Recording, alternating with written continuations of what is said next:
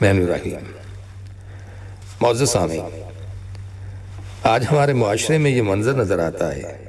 کہ جو غریب لوگ ہیں وہ تو ایک دوسرے کی مدد کرنے کے لیے تیار ہو جاتے ہیں، لیکن دولت مند معاشرے میں کسی کو اس کی پرواہ ہی نہیں ہے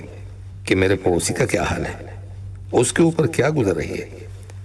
بلکہ ہر شخص اپنے حال میں مگن ہے۔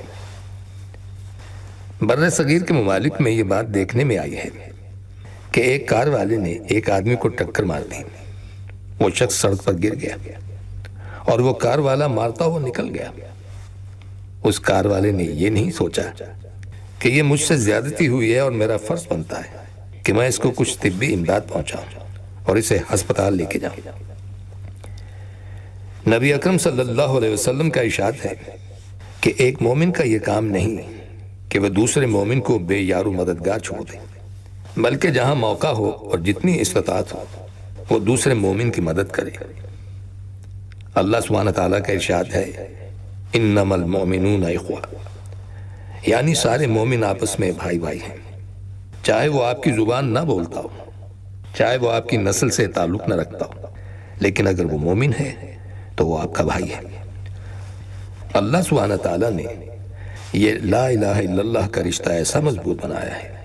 کہ یہ کسی زبان کا محتاج نہیں۔ ایک بزرگ نے اپنا ایک واقعہ بیان کیا، کہنے لگے کہ بہت سال پہلے کی بات ہے، مجھے چین جانے کا موقع ملا۔ اس زمانے میں چین کے اندر باہر کے لوگوں کے آنے کا سلسلہ نیا نیا شروع ہوا تھا۔ چین میں بھی بہت بڑی تعداد میں مسلمان آباد ہیں۔ مسلمانوں کے ایک علاقے میں میرا جانے کا اتفاق ہوا۔ اس وقت وہاں برف باری ہو رہی تھی۔ فجر کے وقت ہمیں ایک علاقے سے گزرنا تھا جہاں مسلمانوں کی آبادی تھی۔ اس علاقے کے مسلمانوں کو یہ اطلاع ملی کہ ہند کے مسلمانوں کا ایک وفد آ رہا ہے، چنانچہ وہ لوگ کئی گھنٹے پہلے سے پہاڑی کے درمیان برف باری کے اندر صرف باہر کے مسلمانوں کی ایک جھلک دیکھنے کے لیے کھڑے ہو گئے۔ جب ہمارا قافلہ ان کے قریب سے گزرا تو ان کی زبان پر صرف ایک نعرہ تھا، السلام علیکم، اور سلام کرتے ہی ان کی آنکھوں سے آنسو جاری ہو گئے، اس لیے کہ زندگی میں پہلی مرتبہ انہوں نے اپنے وطن سے باہر کے کسی مسلمان کی شکل دیکھی تھی۔ وہ بزرگ کہنے لگے، میں سوچ رہا تھا کہ نہ ہم ان کی زبان جانتے ہیں، نہ ان سے بات کر سکتے ہیں، نہ یہ ہماری بات سمجھیں گے اور نہ ہم ان کی بات سمجھیں گے۔ خاندانی اعتبار سے، نسلی اعتبار سے، زبان کے اعتبار سے ان کے ساتھ کوئی رشتہ نہیں تھا، لیکن دل میں محبت کے دریا صرف اس لیے موجود تھے کہ وہ لا الہ الا اللہ محمد رسول اللہ پڑھنے والے تھے۔ انما المؤمنون اخوہ کا منظر اللہ تعالیٰ نے وہاں دکھایا۔ سامعین،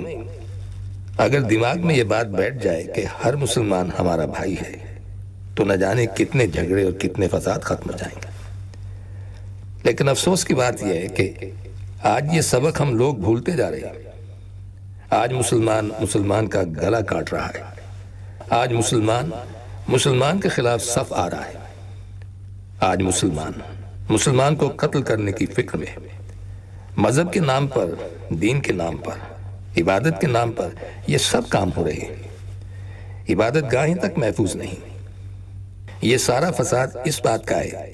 کہ آج ہم قرآن حکیم کی تعلیمات سے دور ہوتے چلے جا رہے ہیں۔ آج ہم نے معمول کی چند عبادات کا نام دین رکھ دیا ہے،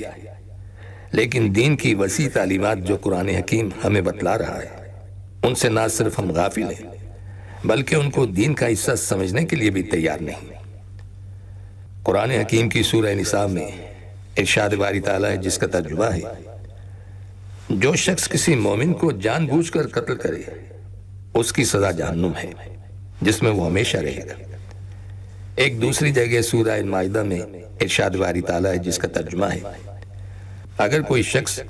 کسی ایک آدمی کو قتل کر دے بغیر اس کے کہ اس نے کسی کو قتل کیا ہو یا اس نے زمین میں فساد پھیلایا ہو تو وہ شخص ایسا ہے جیسے اس نے ساری انسانیت کو قتل کر دیا۔ جس دین میں ایسی ہدایات موجود ہیں اس دین کے نام لیوا اور اس دین کے پیروکار ایک دوسرے کے قتل میں ملوث ہوں، یہ اتنا بڑا وبال ہے جو ہمارے اوپر مسلط ہو گیا۔ قرآن حکیم میں جو یہ حکم دیا گیا ہے کہ ظالم کا ساتھ نہ دو بلکہ مظلوم کا ساتھ دو، یہ حکم اس وقت ہے جبکہ واضح طور پر پتہ چل جائے کہ یہ شخص حق پر ہے اور دوسرا ناحق ہے۔ اس وقت تو فرض بنتا ہے کہ حق والے کا ساتھ دیا جائے، لیکن بہت مرتبہ ایسا ہوتا ہے کہ جہاں حق واضح نہیں ہوتا، مثلا دو گروہ آپس میں لڑ رہے ہیں اور یہ پتہ نہیں چل رہا ہے کہ کون حق پر ہے اور کون باطل پر ہے۔ ایسی صورت کے بارے میں نبی اکرم صلی اللہ علیہ وسلم نے ارشاد فرمایا کہ ایک وقت ایسا آئے گا کہ دو فریق آپس میں لڑ رہے ہوں گے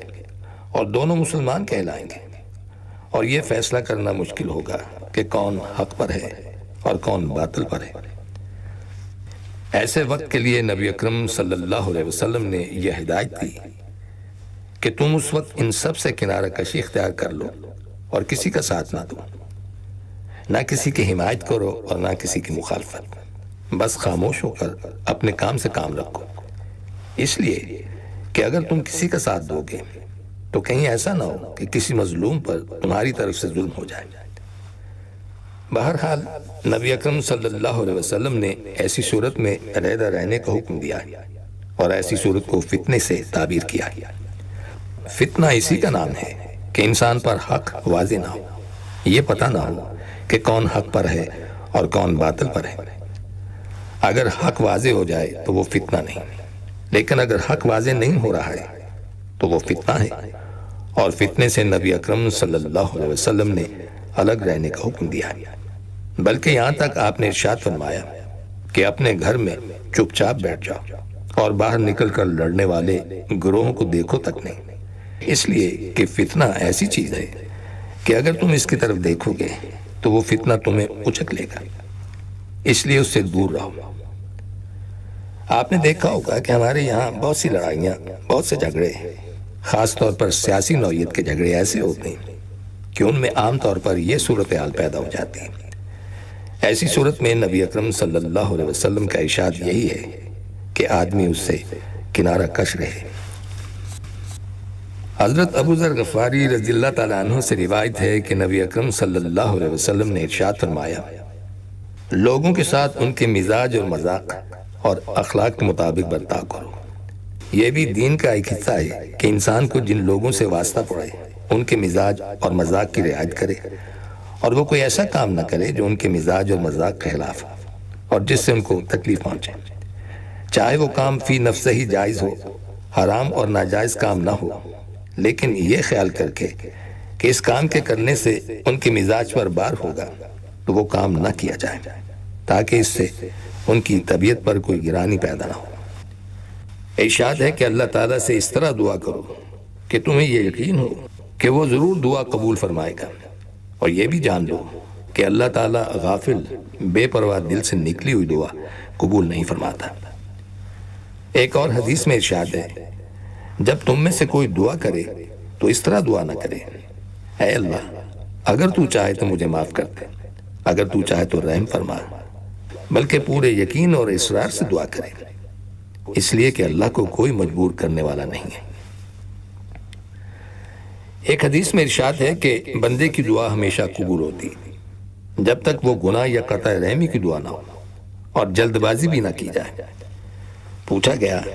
اے اللہ کے رسول، جلد بازی کا مطلب کیا ہے؟ تو آپ صلی اللہ علیہ وسلم نے ارشاد فرمایا، وہ کہتا ہے، میں نے دعا کی اور بار بار دعا کی، لیکن ایسا نظر آتا ہے کہ میری دعا قبول نہیں ہوئی، چنانچہ اس کے نتیجے میں وہ سست اور مایوس ہو جاتا ہے اور دعا کرنا چھوڑ دیتا ہے۔ نبی اکرم صلی اللہ علیہ وسلم نے ایک آدمی کا ذکر فرمایا جو لمبا سفر کرتا ہے، پراگندہ حال، گرد و غبار میں اٹا ہوا، اپنے دونوں ہاتھ آسمان کی جانب بلند کرتا ہے اور کہتا ہے، اے رب، اے رب، حالانکہ اس کا کھانا حرام کا ہے، اس کا پینا حرام کا ہے اور اس کا لباس بھی حرام کا ہے، حرام کی غذا ہی اس کی خوراک ہے، تو ایسے شخص کی دعا کیوں کر قبول ہو سکتی؟ ان احادیث کی روشنی میں ان آداب اور شرائط کو ملحوظ رکھتے ہوئے دعا کی جائے تو یقیناً وہ دعا قبول ہوتی ہے، یا اس کے عوض کچھ اور فوائد انسان کو حاصل ہو جاتے ہیں۔ اور سامعین، ان کلمات کے ساتھ ہی ہمارے آج کے پروگرام کا وقت بھی اب ختم ہوتا ہے، اس دعا کے ساتھ کہ اللہ تعالی ہم سب کو صراط مستقیم پر چلنے کی توفیق عطا فرمائے، آمین۔ آئندہ ملاقات تک کے لیے محمود احمد کو اجازت دیجیے، اللہ حافظ۔